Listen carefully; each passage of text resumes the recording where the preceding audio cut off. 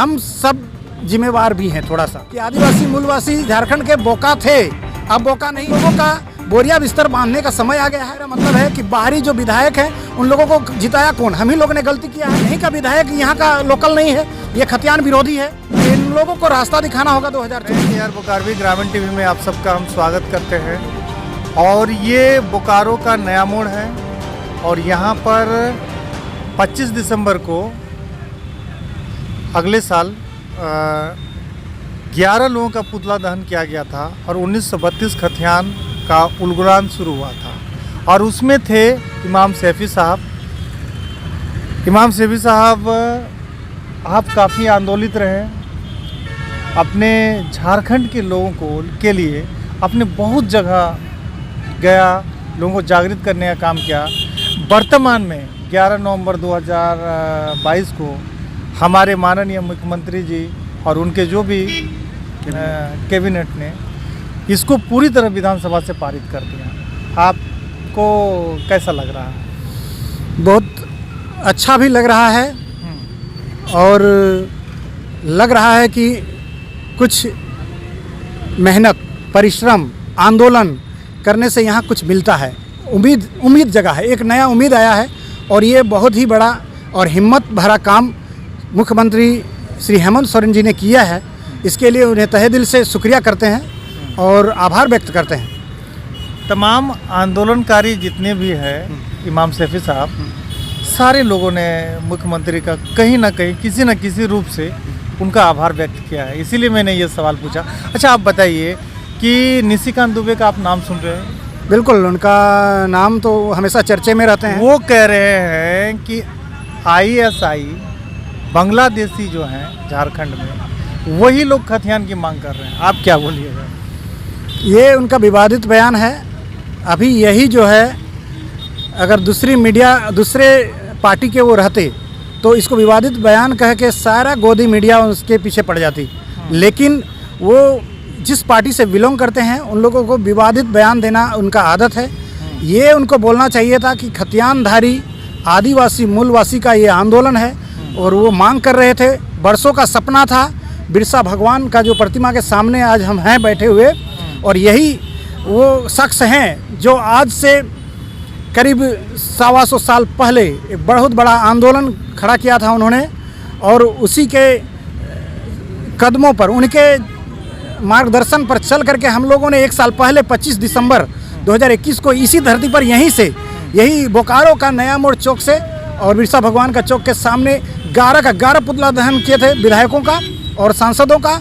और यहीं से भाषा और खतियान आंदोलन का आग लगा था और पूरा 1 साल हमने वादा भी किया था, हमने लोगों को बताया भी था कि ये आंदोलन गांव-गांव तक जाएगा, प्रखंड में जाएगा और लोगों को जगाने का काम किया। तो ठीक उसी तरह से ये 1 साल के अंदर ऐसा आग लगा, पूरा सभा होने लगी, सम्मेलन होने लगा और तमाम ये आंदोलन जो है जन आंदोलन के रूप में बदल गया। देखते ही देखते जन आंदोलन के रूप में बदल गया।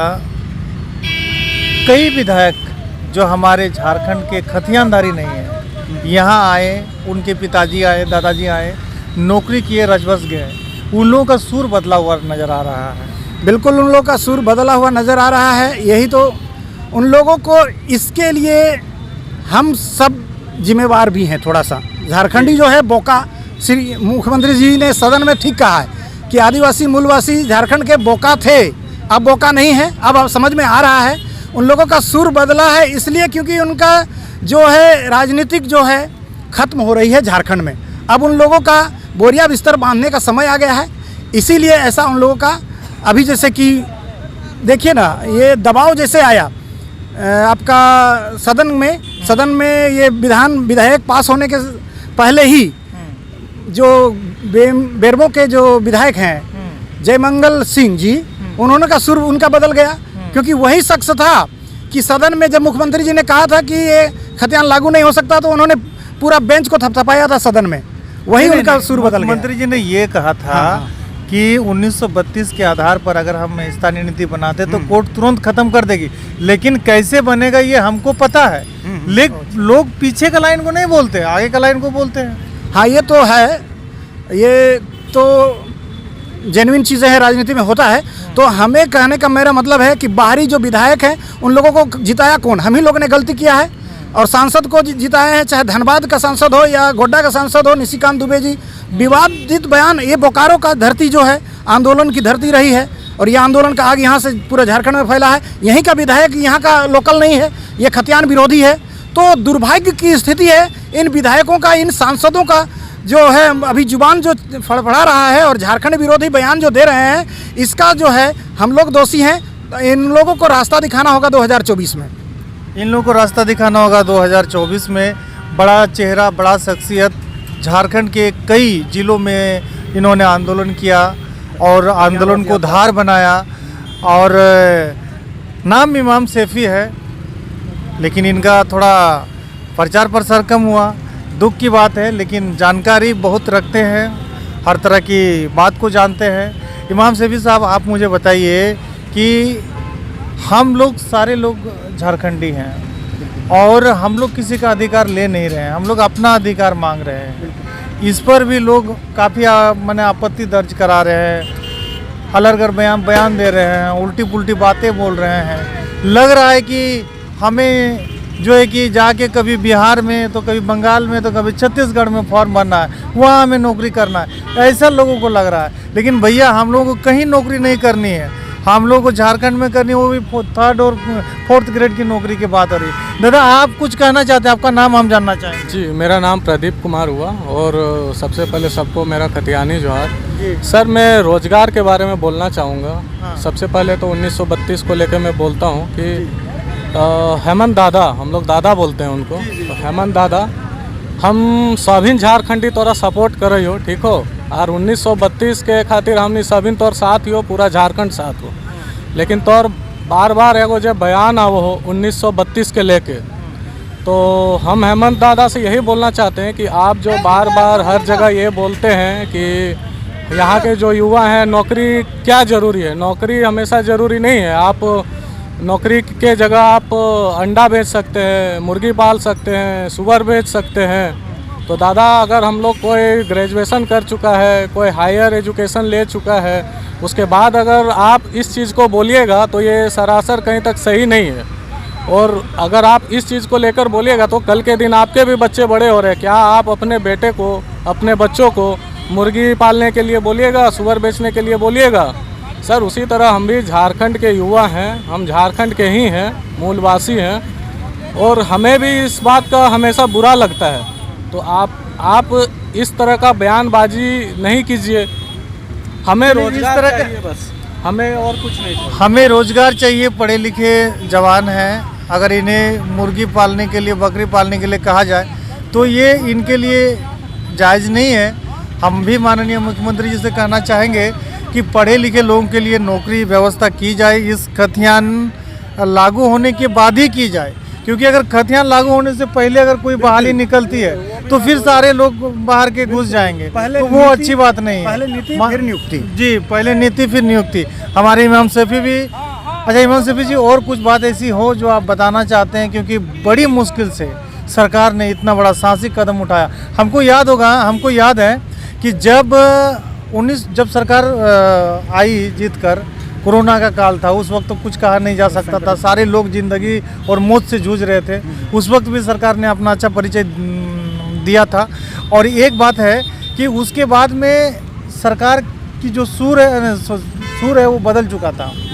और इसलिए बदला था क्योंकि जो भी उनके जो महागठबंधन की सरकार है, कांग्रेस के जो लोग थे, विधायक थे, जो इस राज्य के मूल निवासी नहीं है, कहीं और के हैं, यहाँ पे आए रहे, विधायक बने, उन लोगों के चलते उन लोगों का कुछ ऐसा षड्यंत्र देखा गया था। उस वक्त सरकार के सुर बदले हुए थे। लेकिन जैसे ही आंदोलन शुरू हुआ, जिन बच्चा खतियान चिल्लाने लगा, तब जाके ये लोग भी हैं, महागठबंधन के भी जो भी विधायक रहे, ये मैं बात कह रहा हूँ जो रियल है, ये लोग भी कहीं ना कहीं इनको सपोर्ट किए हैं। तो कुल मिलाकर महागठबंधन के उन तमाम विधायकों को क्या कहना चाहिएगा? महागठबंधन के तमाम विधायकों को, सांसदों को और जितने भी मंत्री हैं, मुख्यमंत्री साहब विशेष करके, क्योंकि उनको जिताने के लिए, ये सरकार को लाने के लिए हम लोगों ने काफ़ी मेहनत किया था। 5-5 विधानसभा क्षेत्र में खुद जा करके मैंने प्रचार प्रसार किया था। और ये सरकार आई तो काफ़ी उम्मीद, काफ़ी खुशी झारखंड के विशेष करके युवाओं में आशा भर गया था, क्योंकि युवा सरकार और झारखंड का सरकार अब वो राज्य का सरकार आई है तो जल जंगल ज़मीन बचाने का, आदिवासी मूलवासी का नारा लेकर अपना अधिकार, सरकार बदलो अधिकार पाओ, ये सारे चीज़ों ने हम लोगों को गदगद कर दिया था। हम लोगों ने बहुत खुशी मनाई थी सरकार को जिताने के बाद।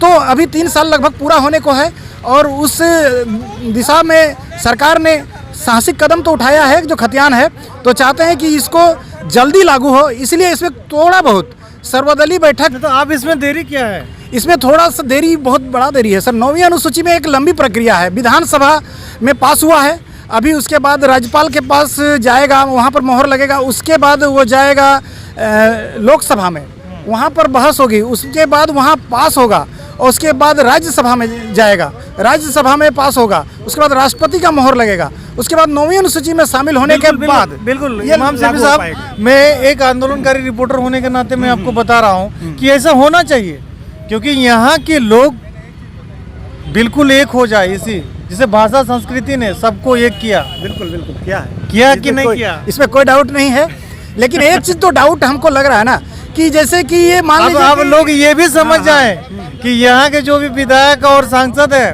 कौन और 9वीं अनुसूची का विरोध कर रहा है, ये भी तो हमें देखना है ना। हाँ, वो तो विरोध जो कर रहे हैं वो सामने आ रहे हैं। नहीं, विरोध करेंगे लोग वहाँ जाने, केंद्र में जाने के बाद में ना।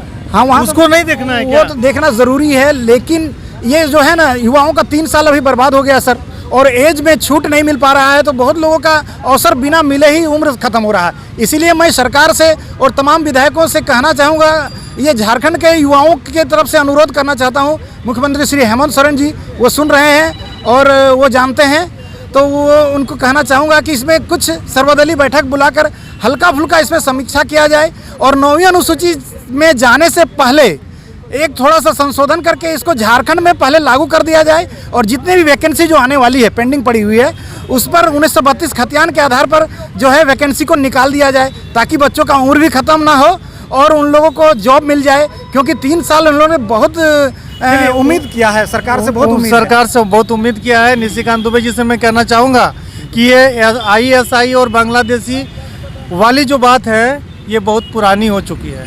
ठीक है निशिकांत जी, अगर आप हमको देख रहे हैं तो हम आपको बता रहे हैं, अब हमारे झारखंड के लोगों को बांटने का काम नहीं कीजिए, अब ये सिक्का नहीं चलने वाला है। ठीक है, सारे लोग समझ रहे हैं, झारखंड के एक एक मूल निवासी समझ रहे हैं कि हमारे हक अधिकार की बात कौन कर रहा है और कौन करेगा, किसमें दम है जो हमें हक अधिकार दिलाएगा। ये झारखंड की हर एक जनता समझ रही है। अब इसे तोड़ नहीं सकते हैं तो आप इस तरह का बयान मत दीजिए, सब लोग आपको जवाब देंगे। मैं AR बुकारवी और हमारे साथ हैं विशेष करके इमाम सैफी आंदोलनकारी, सब मिलकर लेते हैं आप लोगों से विदा। जय झारखंड।